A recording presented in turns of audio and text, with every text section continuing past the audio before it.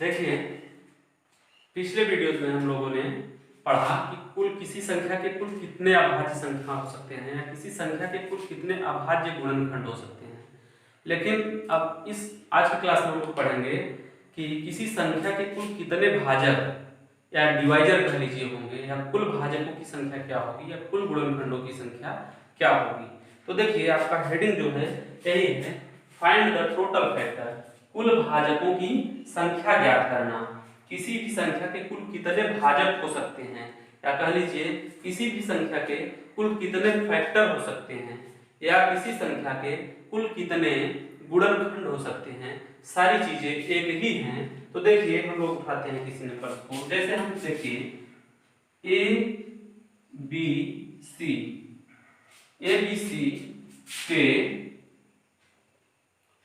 कुल कितने भाजक हैं, कुल कितने भाजक हैं। तो देखिए, हम लोग ऐसे देखेंगे, जैसे ए बी सी के कुल कितने भाजक हैं, तो किसी भी संख्या का एक भाजक जो होता है डिवाइजर एक होता है। एक जो होती है संख्या खुद होती है, ए बी सी खुद है। फिर उसके बाद क्या है, एक भाजक ए है, दूसरा भाजक बी है, तीसरा भाजक सी है, चौथा भाजक ए बी है, पांचवा भाजक बी सी है और छठवां भाजक क्या हो जाएगा, सी ए। 1 2 3 4 5 6 7 8 इस तरीके से सब कुल कितने भाजक निकल के आ गए, 8। हमने क्या कहा, किसी संख्या के भाजकों की संख्या, कुल भाजकों की बात कर रहा है। यहाँ पे प्राइम फैक्टर्स, अभाज्य गुणनखंड इस तरीके की कोई बात नहीं कर रही है। कहा जा रहा है कि कुल कितने भाजक हैं। तो देखिए, कुल कितने भाजक हैं, कोई भी संख्या दी रहे तो उसका एक भाजक तो एक रहता है। एक क्या है, सबको भाग दे दिया जा सकता है एक से, तो एक इसका एक भाजक जो है एक हो गया। एक क्या होती है, वह संख्या जो है खुद की भी भाजक होती है, तो संख्या को ले लिया हम। अब उसके बाद क्या देख रहे हैं, ए से भी भाग देंगे, इसमें भाग दे सकते हैं, इसका एक भाजक ए भी है, इसका एक भाजक बी भी है, इसका एक भाजक सी भी है। ठीक, अब देखिए, इसका एक भाजक ए बी भी है और एक भाजक क्या है, बी सी भी है और एक भाजक क्या है, सी ए भी है। तो कुल भाजकों की संख्या कितनी हो गई, 1 2 3 4 5 6 7 8। तो यहाँ पे कुल भाजकों की संख्या कितनी हो गई, 8 हो गई। चलिए, अब देखिए, अगर इसी को हम फार्मूले के बेस पे करें, हमारे पास इतना समय कहाँ रहेगा कि हम इस तरीके से लिख लिख के गिनेंगे। तो देखिए, अगर यही हमारे पास इस तरीके से रहता, ए बी सी, अगर ए बी सी मान के चलिए, ए बी सी अभाज्य संख्याएं हैं, तो देखिए, तो क्या करेंगे, एक एक सब पे पावर घात दिख रहा है, सब पे एक एक घात दिख रहा है, तो क्या कर लेंगे, 1 + 1 1 + 1 1 + 1, तो 2 × 2 × 2 बराबर कितना हो गया, 8 भाजक। 8 भाजक, कुल कितने भाजक हो गए इसके, ए बी सी के, ए × बी × सी के कुल कितने भाजक हो गए, 8 भाजक हो गए। तो हम लोगों ने ऐसे यहाँ पे निकाला, और जब ए बी सी 8 भाजक, जहां पे क्या है, जहां कह लीजिए, जहां ए बी सी अभाज्य संख्याएं हैं, अभाज्य संख्याएं हैं। अब देखिए, इस तरह की कोई संख्या दे दिया, कुल भाजकों की संख्या पूछ रहा है, तो कुल भाजकों को हमने इस तरीके से निकाला सिर्फ प्रूफ करने के लिए कि इतने भाजक हो सकते हैं। लेकिन a पावर a की घात 1, b की घात 1, c की घात 1 है, तो क्या करेंगे, सभी में घातों में एक एक जोड़ के आपस में गुणा करेंगे तो कुल भाजकों की संख्या निकल कर आ जाती है। तो यहाँ पे जहां दे दिया a b c अभाज्य संख्याएं हैं, तो इसका स्क्रीनशॉट ले लीजिए, फिर हम लोग देखते हैं।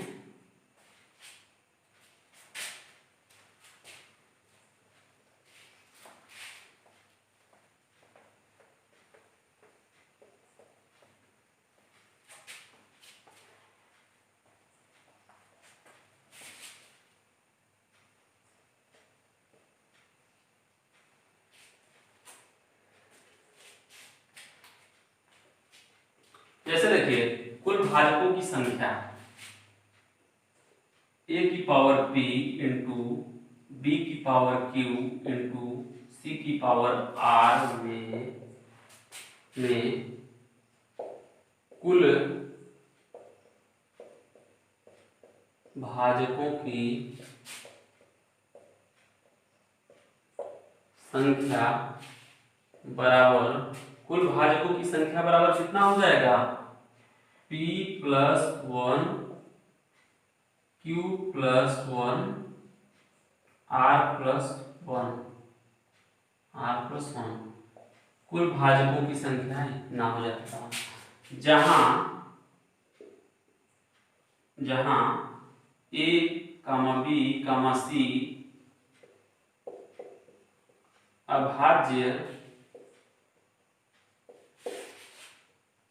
संख्याएं हैं तथा p q r क्रमशः उनके घात हैं।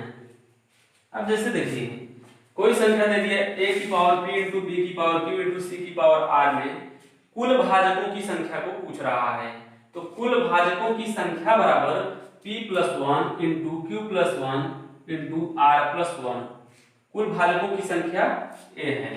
जहां कह रहा है a b c क्या है, अभाज्य संख्याएं हैं तथा p q r क्रमशः उनके घात हैं। तो यहाँ भी अगर कह दे कुल भाजकों की संख्या हमसे पूछा जाए किसी संख्या का, तो सबसे पहले हम उसको प्राइम फैक्टर में तोड़ेंगे। प्राइम फैक्टर में तोड़ने के बाद उसके घात को देखेंगे क्या घात है, अलग अलग जितनी भी प्राइम नंबर्स आएंगे हमारे पास सबके घातों में हम एक एक जोड़ के आपस में जब हम गुणा करेंगे तो निकल कर क्या आएगा, कुल भाजकों की संख्या। जैसे यहाँ पे हमारी संख्या क्या थी, a की पावर p इंटू b की पावर q इंटू c की पावर r, ये कोई संख्या है। जहां जब a b c क्या है, प्राइम नंबर्स हैं, तो उनके सभी के पावर्स में हमने क्या किया, एक एक जोड़ के सबको जब जोड़ के आपस में गुणा किया तो क्या निकल के आ गया, कुल भाजकों की संख्या निकल कर आ गई। ठीक, तो इसका स्क्रीनशॉट ले लीजिए, फिर हम लोग क्वेश्चन की तरफ चलते हैं।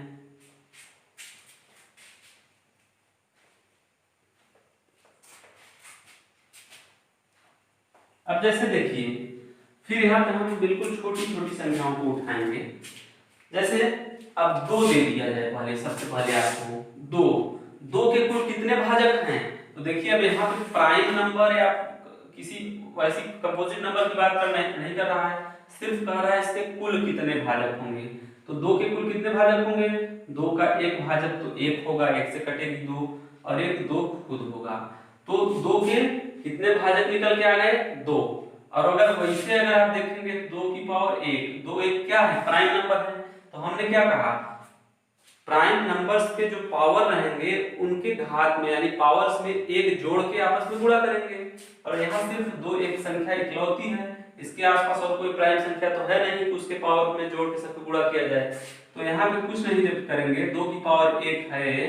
अब कुल भाजकों की संख्या पूछ रहा है तो क्या हो जाएगा, 1 प्लस 1, इस तरीके से हो गया। अब वही हाल 3 का हुआ, जब 3 की बात आई, 3 की पावर भी क्या है, 1 है। अगर कुल इसके कुल भाजक कितने हो जाएंगे, 1 प्लस 1, ठीक, तो जितने पावर्स रहेंगे प्राइम नंबर्स के, अब जैसे मान लीजिए हमने कर दिया 7 की पावर 3 के कुल कितने भाजक होंगे, कुल कितने भाजक होंगे, तो देखिए 7 क्या है, एक प्राइम नंबर है, इसे और छोटा करना तो हमारे लिए पॉसिबल है नहीं, तो पावर्स में क्या हो जाएगा, 1 जुड़ जाएगा, 7 की पावर 3 जो है इसके कुल भाजकों की संख्या क्या हो जाएगी, 3 प्लस 1 हो जाएगी। 7 की पावर 3 के कुल भाजकों की संख्या 3 प्लस 1 हो जाएगी। अब चलिए हमने ले लिया 10 की पावर 3 में कुल भाजकों की संख्या क्या है, 10 की पावर 3 में कुल भाजकों की संख्या क्या है, तो क्या 10 आपका जो बेस है इस सवाल का, इस क्वेश्चन का बेस 10 है, क्या 10 प्राइम नंबर में है, नहीं, 10 एक भाज्य संख्या है, कंपोजिट नंबर है, तो इसको हम किसमें तोड़ेंगे, अभाज्य यानी प्राइम फैक्टर्स में जब करेंगे तो क्या हो जाएगा, 2 की पावर 2 इंटू 5 की होल पावर 3। अब देखिए 2 और 5 क्या है, दोनों अभाज्य संख्याएं होंगी। अब जब इसको हम कुछ इस तरह से लिख सकते हैं 2 की पावर 3 इंटू 5 की पावर 3, 5 की पावर 3 लिखेंगे। अब क्या हो गया, 2 और 5 दोनों क्या हैं, अभाज्य संख्याएं हैं। जब अभाज्य संख्याएं हैं तो क्या करेंगे, 3 प्लस 1 इसके घात में 1 जोड़ देंगे और इसके घात में 1 जोड़ देंगे। 3 प्लस 1 दोनों के घात में 1 जोड़ के आपस में क्या कर लेंगे, गुणा कर लेंगे। तो जब इसका गुणा करेंगे तो 3 1 4 इंटू 3 1 4 यहां से निकल के आ गया। तो कुल भाजकों की संख्या क्या हो जाएगी, 16। कुल भाजकों की संख्या क्या हो जाएगी, 16। तो किसी भी संख्या में अगर कुल भाजकों की संख्या को पूछता रहे तो सबसे पहले उसका हम प्राइम फैक्टर करेंगे, फिर उसके पावर्स में 1 1 जोड़ के हम आपस में गुणा कर लेंगे तो कुल भाजकों की संख्या निकल कर आ जाएगी। अब जैसे देखिए क्वेश्चन 2 क्वेश्चन और लेते हैं हम लोग। अब जैसे यहाँ पे कह दिया जाए 125 में कुल भाजकों की संख्या क्या है, तो 125 तो प्राइम नंबर है नहीं, ये कंपोजिट नंबर है। तो इसको हम प्राइम में तोड़ेंगे, तो जब प्राइम में करेंगे तो 5 की पावर 3 निकल के आ जाएगा। और 5 की पावर 3 जो है, जो 5 है बेस, यही बेस को हमको प्राइम बनाना है। 5 क्या है, एक प्राइम नंबर है।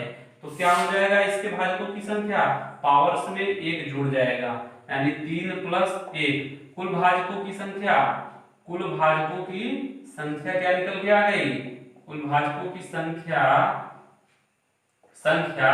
बराबर 4 निकल कर आ गई। ठीक, तो इस तरीके से आप लोग इसका स्क्रीनशॉट ले सकते हैं। फिर हम लोग बढ़े आगे। अब जैसे देखिए कुछ इस तरह से दे दिया रहे आपके पास, कह दिया जाए 1000 इंटू 700 में कुल भाजकों की संख्या, कुल भाजकों की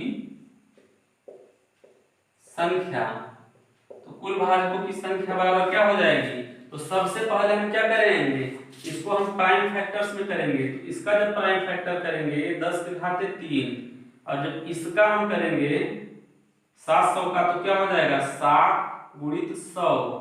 ठीक, तो देखिए अब 7 गुणित 100 है तो इसको भी हम 10 स्क्वायर कर सकते हैं। 7 गुणित 10 स्क्वायर यहां से मिल गया, और यहाँ पे क्या है 10 के घाते 3 है। तो अब देखिए 10 घाते 3 10 घाते 2 है, तो इसको हम 10 घाते 5 के रूप में लिख सकते हैं। 10 घाते 5 के रूप में लिख सकते हैं इंटू 7। अब देखिए अभी भी क्या है, आपका बेस जो है 10, ये एक अभाज्य संख्या नहीं है, एक भाज्य संख्या है। तो इसको हम 2 गुणित 5 की पावर 5 इंटू 7 लिख सकते हैं। अब 2 और 5 क्या है, दोनों अभाज्य संख्या हैं। तो अभाज्य संख्या है 2 की पावर 5 इंटू 5 की पावर 5 इंटू 7। तो अब कुल अभाज्य गुणनखंडों की संख्या क्या हो जाएगी, अभाज्य गुणनखंडों की संख्या। अब देख रहे हैं जो बेस दिया है सभी का बेस क्या है, अभाज्य संख्या है। तो अभाज्य संख्या है तो क्या हो जाएगा, पावर्स में 1 1 जोड़ के क्या कर देंगे, आपस में गुणा कर देंगे। 7 का पावर कुछ नहीं है तो 1 तो ये है, तो यहाँ पे क्या हो जाएगा, इसके पावर में 1 जोड़ दिए 5 प्लस 1, फिर इसके पावर में 5 प्लस 1 कर दिए। यहाँ भी 7 की पावर 1 है तो 1 प्लस 1 कर दिए। अब क्या निकल के आ गया, 5 1 6, 5 1 6, 1 1 2। अब सभी का आपस में गुणा कर लीजिए। 6 6 36 दूना 72। तो कुल भाजकों की संख्या कितनी निकल के आ गई, 72। 1000 गुणित 700 में कुल भाजकों की संख्या 72 निकल के आ गई। इस तरीके से हम लोग कुल भाजकों की संख्या निकालते हैं। प्राइम नंबर्स में उसके बेस को हम बदल लेते हैं, आधार को हम प्राइम नंबर में तोड़ लेते हैं, बदल लेते हैं, फिर उसके पावर्स में हम 1 1 जोड़ के आपस में गुणा कर लेते हैं, तो कुल भाजकों की संख्या निकल के आ जाती है। तो इस तरीके से आज के क्लास के लिए बस इतना ही, फिर मिलते हैं हम लोग नेक्स्ट क्लास में। तब तक के लिए बाय।